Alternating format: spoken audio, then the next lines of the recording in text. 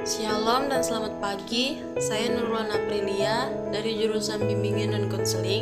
Di sini saya akan mempresentasikan tentang penelitian komparatif. Pengertian penelitian komparatif. Penelitian komparatif adalah riset yang hakikatnya bersifat membandingkan antara variabel penelitian yang mandiri, tetapi untuk sampel yang lebih dari satu atau dalam waktu yang berbeda, sehingga kesemua penelitian bersifat komparatif dan penelitian komparatif menawarkan banyak manfaat dan kelebihan. Namun seperti halnya dengan semua jenis metode penelitian lain yang memiliki keterbatasan juga. Adapun pengertian menurut para ahli. Yang pertama itu Nazir pada tahun 2005. Menurut Nazir, penelitian komparatif adalah sejenis penelitian deskriptif yang berupaya mencari jawaban secara mendasar tentang hubungan sebab-akibat dengan menganalisis faktor-faktor penyebab terjadinya ataupun munculnya suatu fenomena tertentu. Yang kedua, Pick Fancy pada tahun 2005. Beliau mendefinisikan penelitian komparatif adalah riset yang dilakukan untuk menjelaskan dan mendapatkan pemahaman yang lebih baik tentang proses sebab-akibat yang terlibat dalam penciptaan suatu peristiwa. Adapun ciri-ciri penelitian komparatif. Yang pertama itu penelitian komparatif memiliki beberapa karakteristik, yaitu 1. Sifat expose facto. Pada dasarnya riset ini bersifat expose facto, yang artinya metode pengumpulan data yang dikumpulkan setelah peristiwa yang dipermasalahkan terjadi. Oleh karena itulah, expose facto adalah suatu penelitian empiris yang sistematis di mana peneliti tidak mengendalikan variabel bebas secara langsung. Dikarenakan perwujudan variabel tersebut telah terjadi atau dikarenakan variabel tersebut pada dasarnya memang tidak bisa dimanipulasi. Dan yang kedua, mencari hubungan akibat. Dalam hal ini, peneliti tidak melakukan perlakuan dalam dan mencari hubungan sebab akibat dari variabelnya.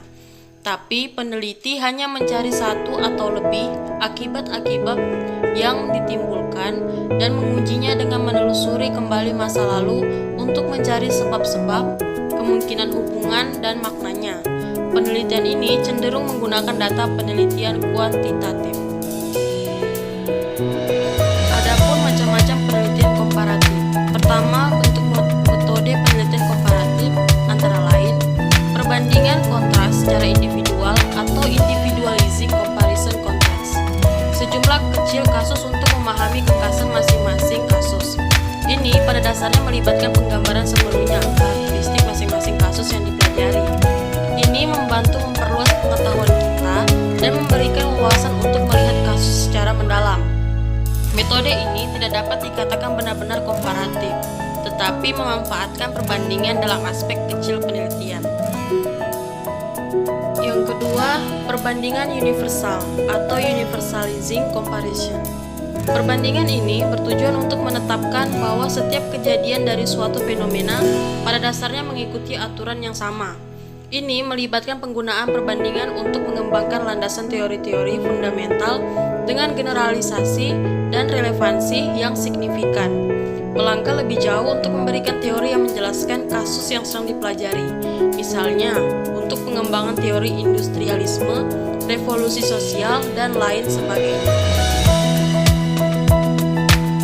Kemudian yang ketiga, perbandingan penemuan variasi atau variation finding comparison.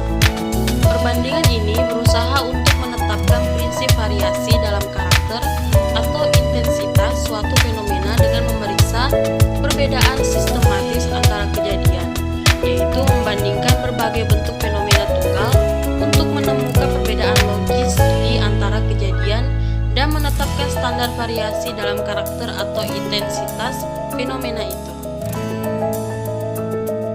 Kemudian yang keempat, perbandingan cakupan atau encompassing comparison.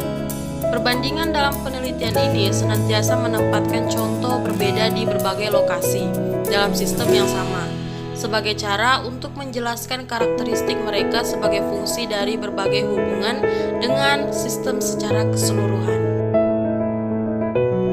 Kemudian tahap-tahap penelitian komparatif. Yang pertama, pilih topik.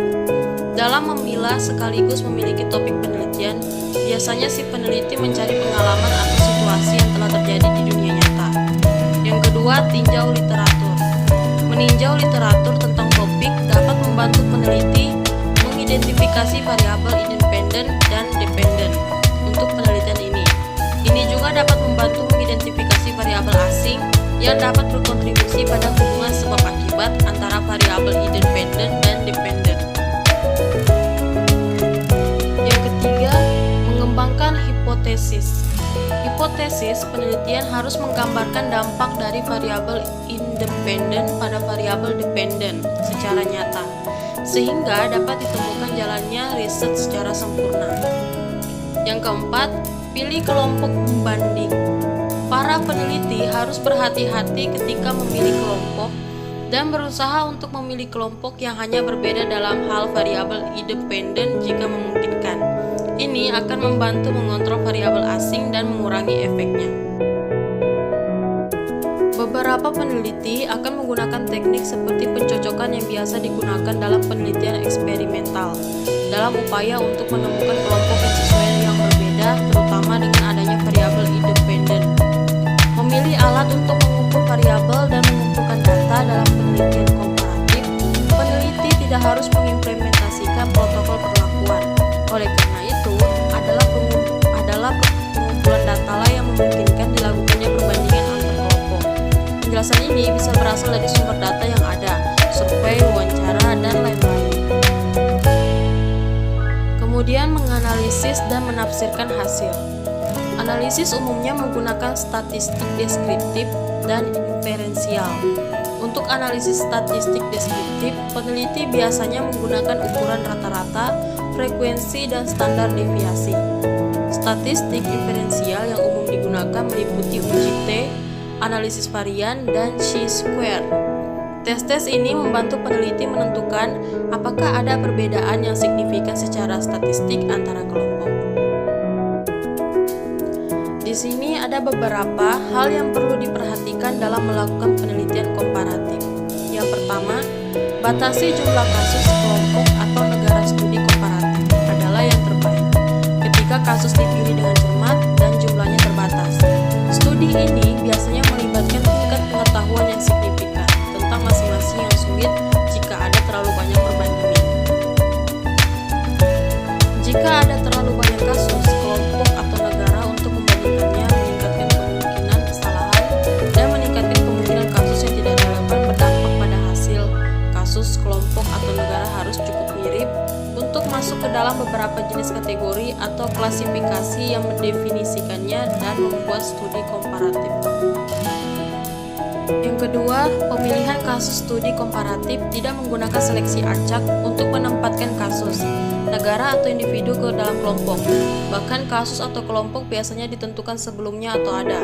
Oleh karena itu, pemilihan kasus, kelompok, atau negara yang cukup mirip untuk memungkinkan perbandingan adalah kunci keberhasilan studi secara keseluruhan. Yang ketiga, pertimbangkan aksesibilitas data yang serupa ketika memilih topik, terutama dalam studi komparatif lintas nasional. Penting untuk mempertimbangkan terlebih dahulu apakah mendapatkan data yang sebanding dari kelompok atau negara adalah hal yang memungkinkan.